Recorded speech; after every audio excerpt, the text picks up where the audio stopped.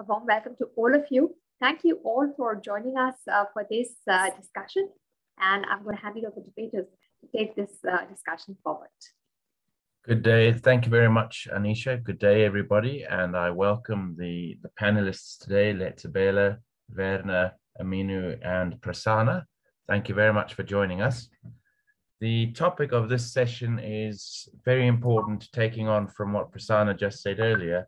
What is the future of the enterprise in Africa going forward? We're talking about embracing automation, artificial intelligence, and the role of data. And we have Werner, who is busy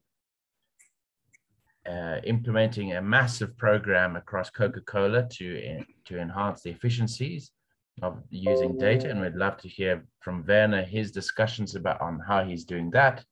We have Letzebela, who's the head of enterprise architecture at Harmony Gold Mining.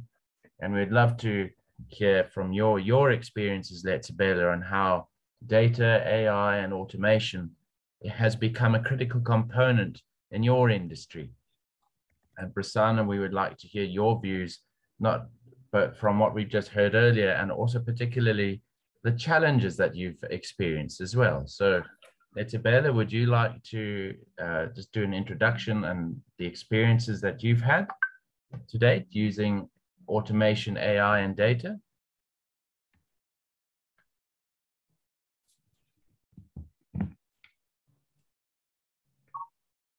Letzebela, you're on mute.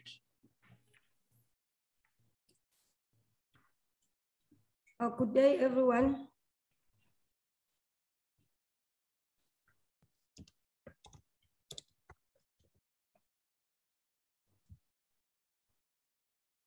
Good day, everyone. Morning, how are you? I'm good, thanks. Hi, and how are you? We can hear you, please. Oh, okay, no, thank you. My name is Letzebela Libenya. I'm an enterprise architect at Harmony Gold Mining. I'm not the head of the enterprise architect, just so we are on the same page. And if we were to talk about digitalization and ICT transformation in terms of where I'm currently working now, I would say that we have seen actually a drastic improvement in terms of business process efficiency, looking mostly from the implementation of the RPA, in terms of saving us a lot of time in terms of processes. Hello? And we can hear you. Okay. A lot of elimination in terms of human error on some of the processes, especially within the validation and so forth. But if I were to talk about it in terms of Africa as a whole, in terms of how digitalization has had an impact and all that, and looking at my background from where I come from, because I just joined the mine. Yes, it's something that is there, but I really believe that we still have a long way to go in terms of digitalization due to some challenges that we do have in Africa as a whole, it being the network, it being in terms of education, reaching out to those that need information in terms of how to go digital, making use of digital tools and so forth. So I feel and believe that as part of this panel and other colleagues of ours who are not here, we actually have a bigger role in Africa in terms of making sure that we do improve in terms of digitalization and getting to reach out in terms of information, sharing of the information to schools, public universities, contributing to our government in terms of their strategies and making sure that all the digitalization projects, they get successful, as well as assisting with providing input when it comes to them in budgeting. Because I think as IT specialists or IT gurus, we are the and get to understand better what needs to be done within Africa so that Africa can also advance in the space of digitalization. I'll end there and open for the questions. Thank you, Letzebela. So just to summarize what you're saying is businesses will do what they need to do. But if we as businesses and the private sector don't assist the social side of the use and connectivity, the pace at which we can follow this digital transformation process is going to be constrained or slow. Werner, would you like to share your views on how you are using AI, data, and automation in your particular industry? And if you want to respond to Let'Sabela's comments. Yeah, thanks a lot, Peter. So I suppose from a Coca-Cola Beverages Africa perspective, we've got a footprint in quite a number of countries in Africa, right? And as many companies, most jump onto this bandwagon of digitization, et cetera, and data mining and big data, et cetera, et cetera. But what we've found is that in order to actually start this approach or strategy effectively, there's a couple of foundational things that you need to get in place. I mean, one of those definitely is understanding what I refer to as understanding your truth. So start first understanding what your data is and what the golden nuggets are that are contained in there. As many organizations are probably familiar with this, us ourselves come from a background where we had multiple, let's say, the data type of tools. We had a data warehouse, then we used MarginMinder for this, we used ClickView for that, et cetera, et cetera. And we had very intelligent people building massive spreadsheets to consume data and show us an answer at the end of the day. So for us, one of the first steps was to actually say, okay, well, how do I standardize this, right? How do I get all of this data in the appropriate place so that I can deep mine it and really get the value out of all of these bits of information that are created on a daily basis? But to also then go back to the previous speaker's comments, is none of that is possible at the end of the day if your core foundation of connectivity does not exist.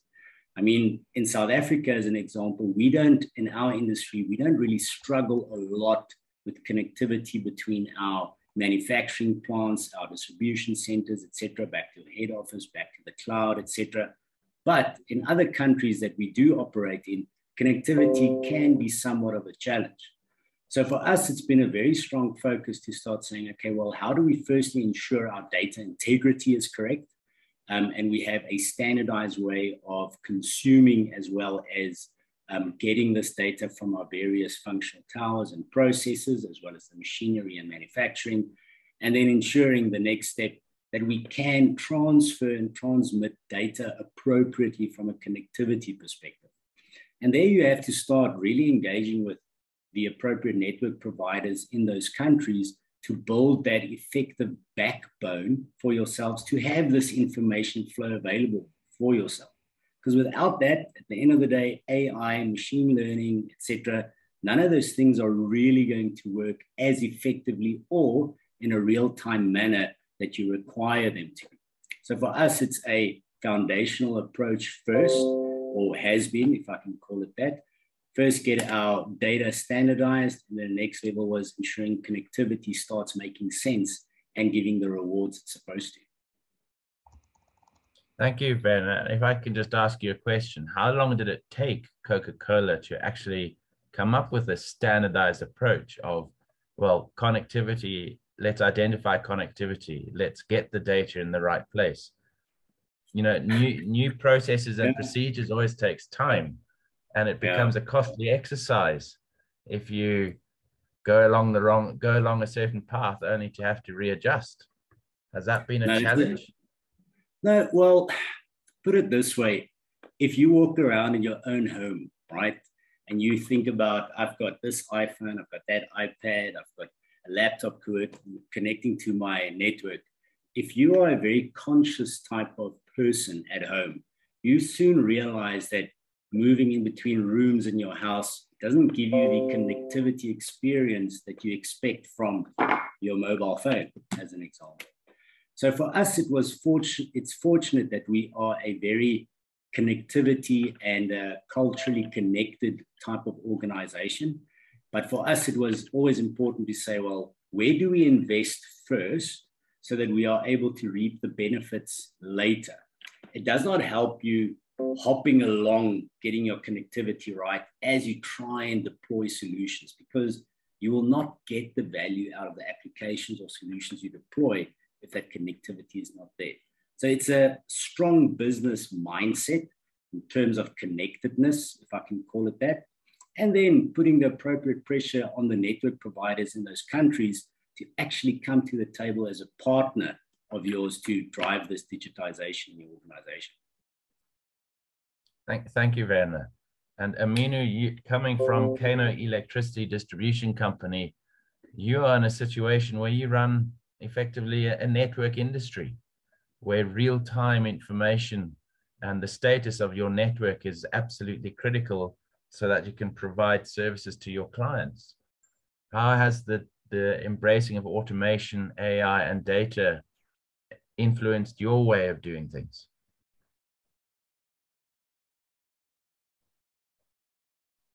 You're on mute. Aminu, you're on mute.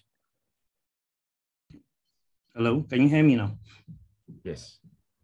Okay, good morning, everyone. So just to give you an idea of the scope of what we do, I'm the Chief Information Officer for Kano Electricity Distribution Company. We cover 3 states in northwestern Nigeria, which is about 68,000 square kilometers. We serve about 30 million people. There are about 5 million households. And we have a customer database, unfortunately, of just about 650,000 customers, with an average customer revenue per customer of about $10 per month.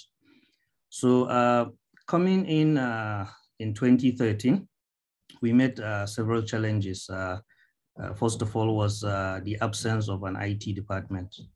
The only thing we had that had a semblance of IT was the bill processing unit, which basically printed bills at the end of the month. Data for billing was collected manually, collated at the end of the month with people in the office doing data entry, and then the processing is done. Collection aggregation was also done manually, with each of our business units operating independently. And then at the end of the month, the head of collection goes around to all the business units, the cash offices, and collates all the collection that has been done, which has been entered into an Excel sheet, collates everything into one, and then presents to management as, the collection for the month. All this, pushed our billing into second, third week of a new month, which, impacted on our revenue because it left a gap.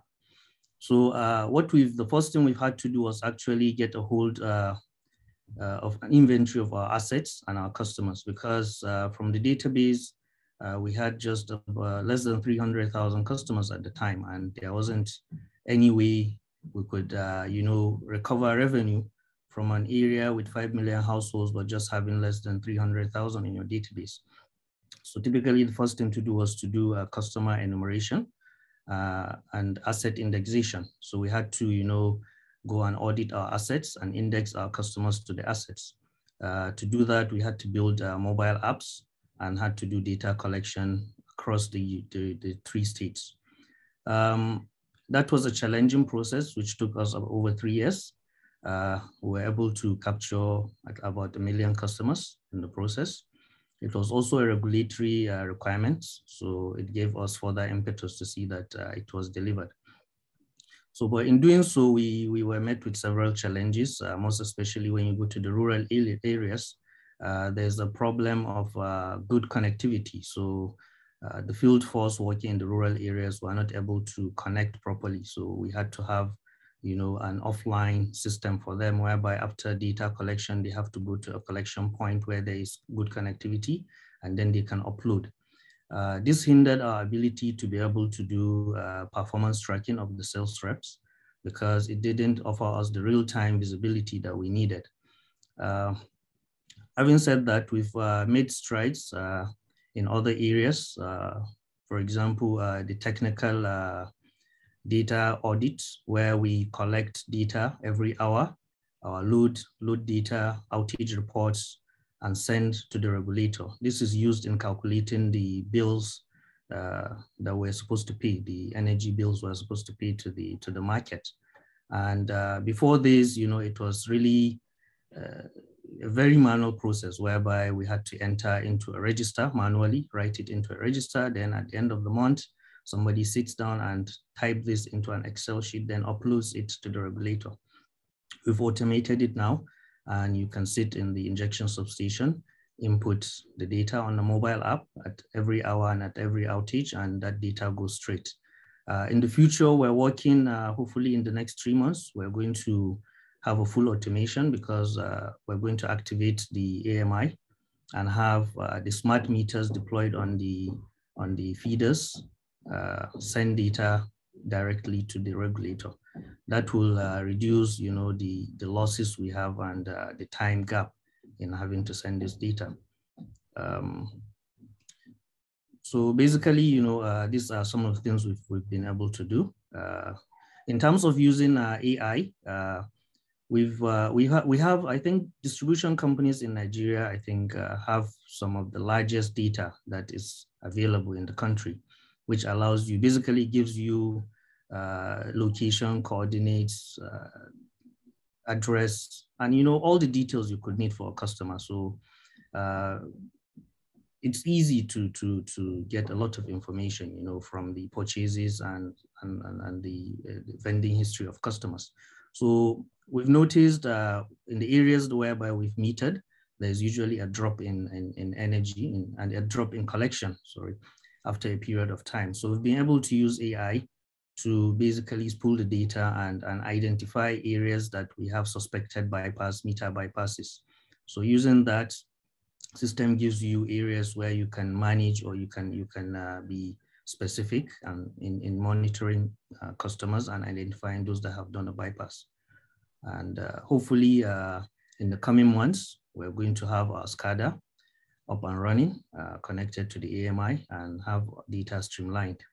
Of course, all this is a very challenging process, and the major hindrance has been the connectivity aspect, because currently we use wireless radios to communicate across our regional offices and billing centers.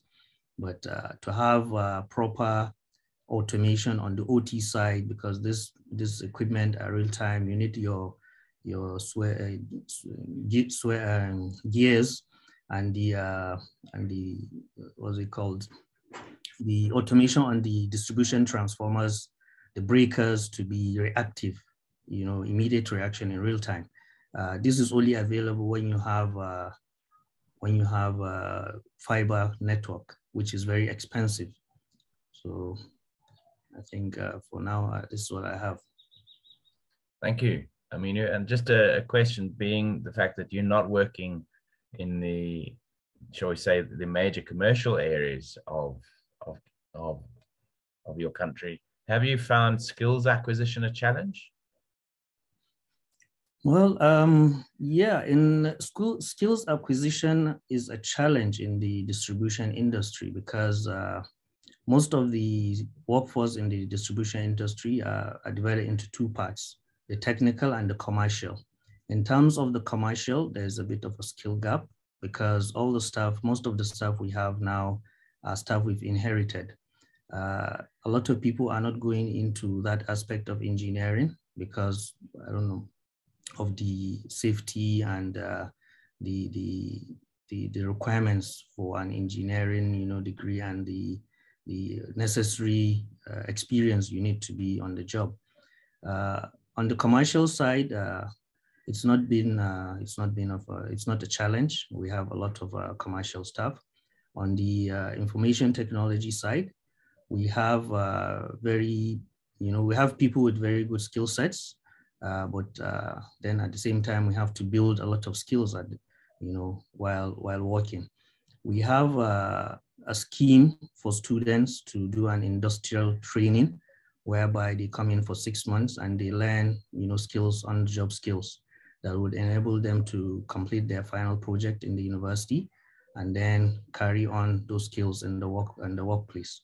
I think that has helped students significantly to get the practical touch of what they are studying in schools. So Thank you. Yeah. And Prasanna, would you like to add your experience specifically in your country? Well, Peter, so to share some of our challenges, I can say the biggest challenge is the change management, you know, with getting the buy-in from stakeholders.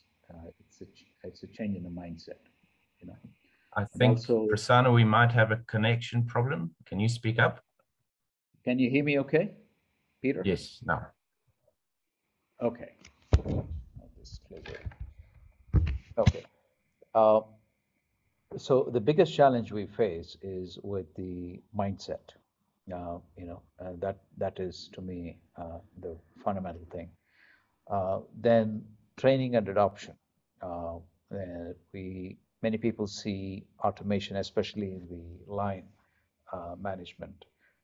Automation can make them lose control. Today, a lot of things are done in Excel, using email. But automating can take away some of that control and bring more visibility on a daily basis, which makes some of us uncomfortable. Then skills shortage and talent attrition is another big problem under the change management bucket. We keep training people and then we keep losing them. A lot of talent is now migrating towards greener pastures in Europe, in North America, other parts of the world. So that brain drain is a big challenge for us. So we keep strengthening our pipeline. That's the only short-term recourse that we see, where you need to pick more fresh talent from good schools and universities and keep training them and putting them in the workforce. Prioritization and funding is a big issue as well. So we have to many times compete with the funding for other capital projects. So you have to choose between sometimes how we are going to set up the plant equipment, and fund some of the major projects that are ongoing versus spending money on digitalization initiatives. We are seeing improvement in this area where management is becoming more and more aware of the essence of digitalization, and we hope that we can get through with most of our big initiatives in the next couple of years. The other challenges are hardware procurement. It's a lot of latency with supply chain, especially in our region, where the funding and the deployment on site can take a while, due to logistics and other factors. So this is getting better, but it's continues to be a teething problem where you have to wait significant amount of time to be able to get the hardware to the site once you decide to do the project. So in some cases, it takes us at best about 4 months, and worse, it can even be up to 2 years before we can get the right equipment and get it working. Ecosystem is also a challenge. We need to build a stronger local ecosystem of competent people, a community that shares experience, other industry peers who can share their experience with you, their journey. Oftentimes, everybody's keeping their heads down and busy with their own struggles, and we don't get to interact that much with our industry peers and see how we can influence and move forward collectively. Last but not the least is the communication infrastructure. It has improved significantly over the last 3 to 5 years, but I think there is still a ways to go, with the backbone infrastructure. It is much better than before, I can say, but the affordability is also a problem in some areas that kind of delays the adoption.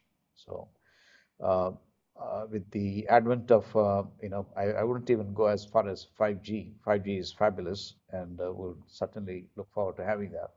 but I think even a good, reliable 4G connectivity that goes longer distance is welcome, and I'm happy to say that there's progress happening consistently even since 2021.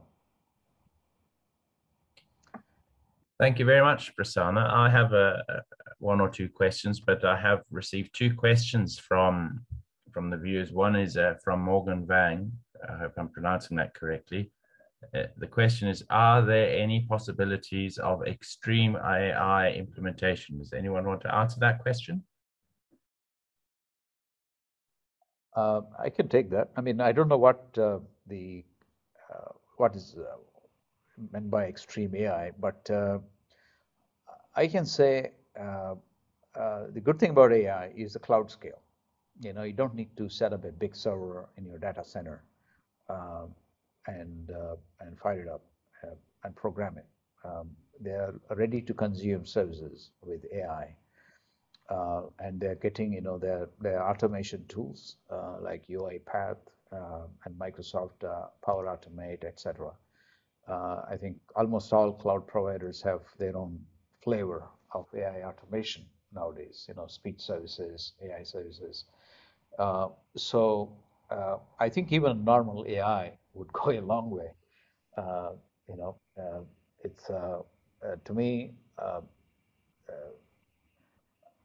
Process mining is a key dimension, you know, that combined with AI can go a long way in highlighting the deficiencies, you know, assuming that business has some basic ERP type tooling already deployed, you know. Thank you. And then another question is from Irfan Wahid. In your experience, I think, Werner, this might be of direct interest to you. In your experience, respectively, having a strong centralized ERP or all-in-one approach, is that better, or deploying specialized systems for each functional area better? Which one works? You have production plants in different parts of Africa, different people, different cultural ethics, different connectivity. How have you addressed that? It's a very, very good question. Let me just check. Yes, I am on it. It's a very good question. And there's this concept that we adopt that we call slow and steady, which is really our central ERP environment. And what we found is the simplest way to ensure adherence to standard business process is a centralized ERP. Now, that is typically where your core business processes sit, and those are the areas that you would want to standardize. The only things we allow to change in the standard ERP environment are legal requirements or tax legislative requirements in the country, etc. And what we have is we have a full suite of, let's say, 10 capabilities, and your more advanced places will use all 10, and some will only use 5 of them. But we don't allow massive deviation because that ensures data consistency. But that does not mean there is not a place for the niche products, right? You will always have a flavor of niche products that look after very, very specific business processes in your area.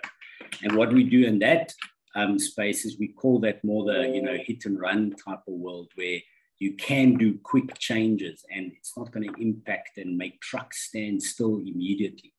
So from our experience, we found that a centralized ERP with the appropriate usage of functionality as well as adherence to standardized business processes gives us the richness of data, and it also creates the appropriate truth, if I can call it that, without getting confused. And then we allow third-party applications outside of the ERP to fulfill very, very specific needs. And you will find that those third-party applications have been displaying that niche type of market for years, right? That is all that they do. Whilst the ERP will always just touch a little component of those niche type of processes. So for us, it's really a combination, weighing up the standardization of process against the data richness that you get, but then also allowing for that small flexibility that gives each country a specific competitive advantage based on their environment and their macro circumstance. Thank you, Ben. And then I'd like to add on to something, Prasanna, you said earlier, but in some cases, people were concerned about losing control out of automation. One of the key challenges, and this is possibly a social consideration about automation, AI, and the use of data, is the potential for job losses. You know, automation may replace the need for people. Africa is a continent where we need opportunities for everybody now. Do you foresee a challenge of that the future enterprise using automation, AI and data may require fewer people, fewer employees, or do you believe that there's to be a significant shift in the skills that people need to acquire to enter the job market? Well, I think that is an ongoing debate. You know, we have seen the automation happening since even 80s and 90s. And it's always a change management challenge, you know, the perception. You know, people always are apprehensive. I have been apprehensive myself on how it might impact.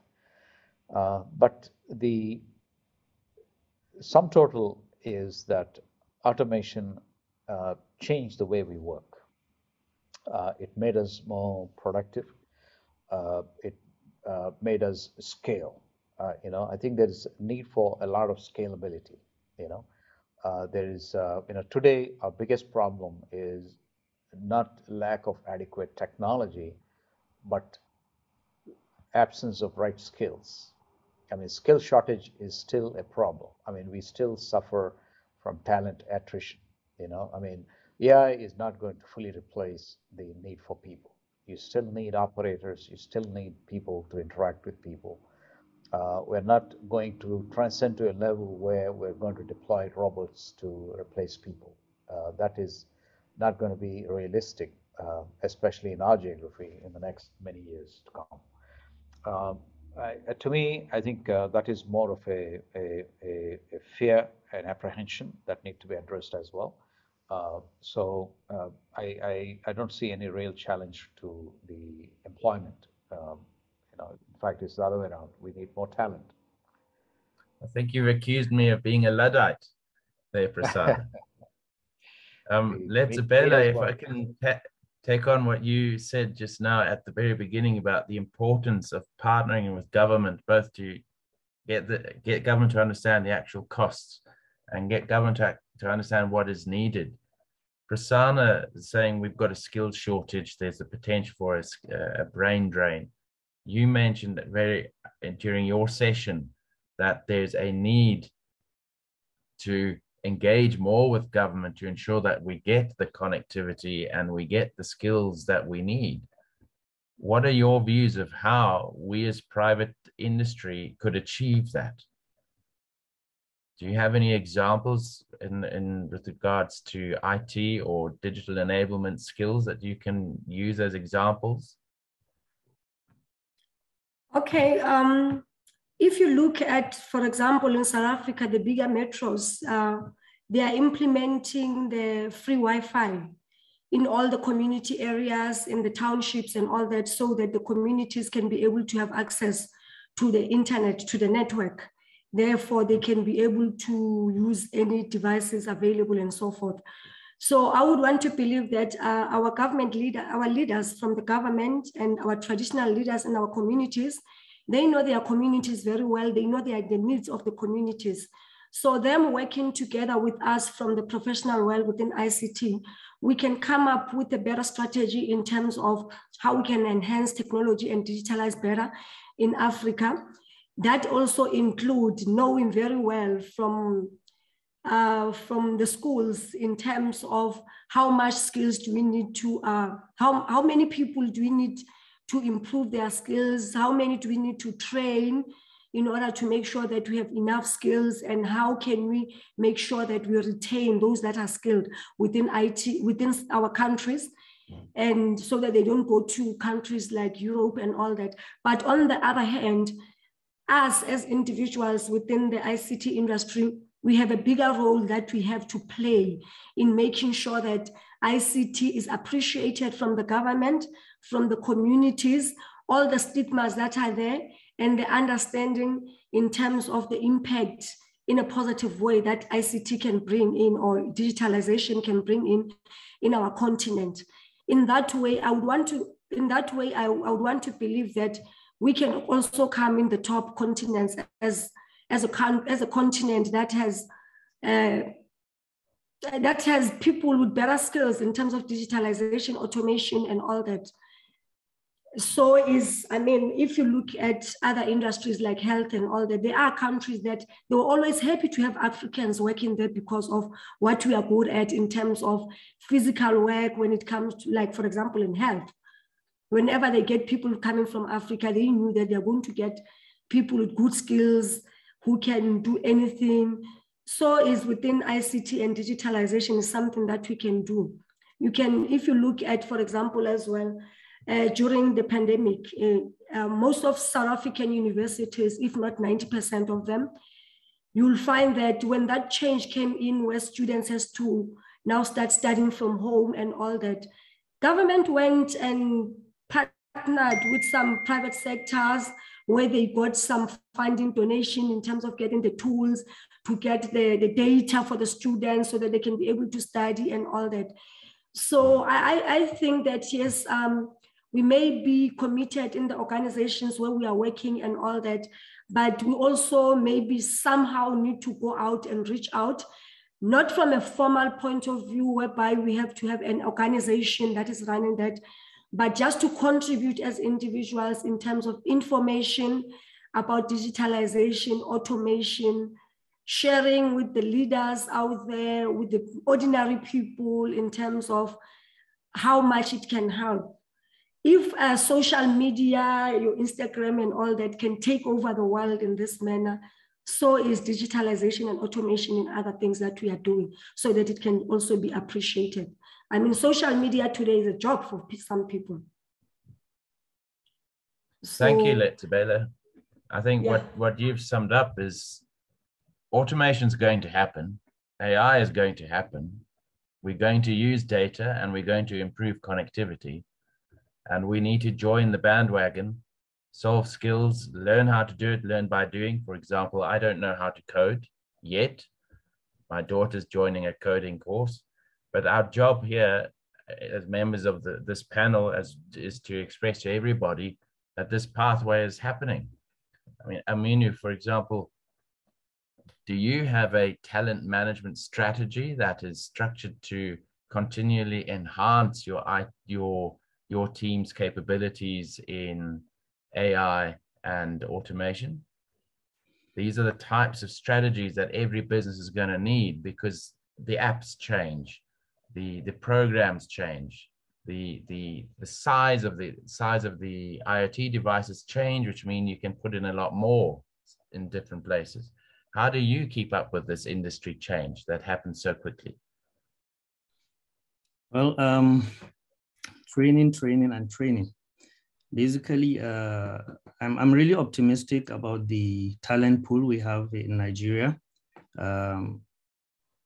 For us as a company, what we've done, like I mentioned earlier, was to be able to provide those skill sets that are needed by university students so that they're able to fit into this job market when they get out of school.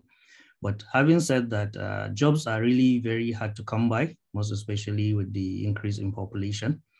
So what youths of nowadays have moved to is actually becoming entrepreneurs and leveraging on technology. I've seen, a situation whereby a person studies medicine, but then is also a graphic designer, or a mix of skills. So IT has provided this platform for people to be multi-skill sets, and that, of course, that hasn't been without its challenges, because for us, like in KEDCO, we've had the problem of brain drain, whereby most of the best of our IT staff have left after about 2 years. One of them is the guy that won the GITEX competition in 2019 on AI. Used to be my staff. who moved to a different organization and has now left the country. So this is a problem for us. But then, you know, there's also a very large pool that you can tap into. Just that sometimes you have to actually, you know, sharpen the rough edges and smooth and guide them so that you can get the best out of them. Government is key in this. There are lots of initiatives. For example, there are, you know, IT hubs that the government is supporting. And these IT hubs provide skills to youths so that they can upskill. In secondary schools as well, there are lots of, there's an IT initiation program where students are taught skills, programming skills. There are also groups, you know, clubs, coding clubs available. So there's a lot of awareness, you know, in technology that hopefully will translate into, you know, usable skills, not just social media use, as most youths tend to do. So. Thank you. I mean, so if thank you everybody on this panel, and I'd just like to, if I can just summarize the discussion that we've had. Automation is coming, data, the amount of data is growing, and we need to structure it properly if we want to get value out of it. And underneath all of these matters are two things. One is good connectivity is crucial. Otherwise, the benefits of automation will be limited. And a continuous growth of our skills pool, as well as once somebody is employed, there's a need for an ongoing, continuous graduation of acceptance of new skills, new programs, and new applications, because this is a world where things change so quickly all the time. Amina, you gave a lovely example of you can study to be a doctor, but you have to be a graphic designer by night. And that's a fascinating example of just what the data and automation world means. You're no longer a professional of one particular area. You're a professional for using everything these days. And I'd just like to thank you very much for being part of the panel. And thank you very much to the organizers. And there will be a copy of this, this session available shortly on the website. Thank you very much, everybody. Enjoy the rest of the conference. Bye-bye.